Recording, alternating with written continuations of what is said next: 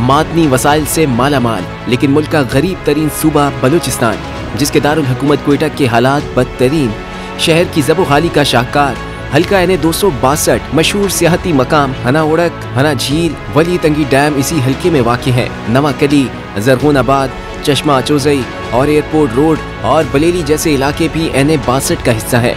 यहाँ का बड़ा रकबा 2022 के सैलाब में तबाही का शिकार हुआ। 7 लाख आबादी वाले इस हल्के में 2,40,000 से जायद वोटर्स हैं, लेकिन यहाँ गैस, बिजली और पानी की बुनियादी सहूलियात पहले ही न होने के बराबर थीं। लेकिन 2 साल कबल के सैलाब ने ऐसी तबाही फेरी कि फसलें बची न सड़कें, लोगों के मकानात ढह गए और बचा कुचा इंफ्रास्ट्रक्चर तबाह हो बर्बाद हो गया। उस वक्त की इत्तेहादी हुकूमत ने इलाके के लोगों से बड़े बड़े वादे तो किए, लेकिन उन पर अमल न हो सका।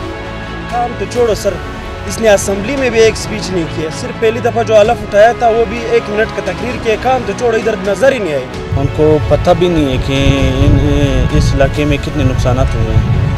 1% भी काम नहीं किए। सैलाब के बाद ना रोड बनाए। रोड की हालत तो आप लोग देख सकते हैं।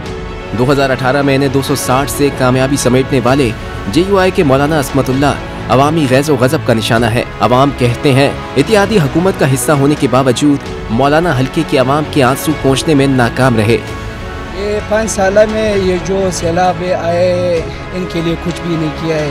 अभी जो 1.5 साल पूरा हो गया, किसी ने मेरे साथ में सरकार ने ताउन किया, नहीं कोई मलक साहब आया हुआ है, कोई इधर नहीं आया।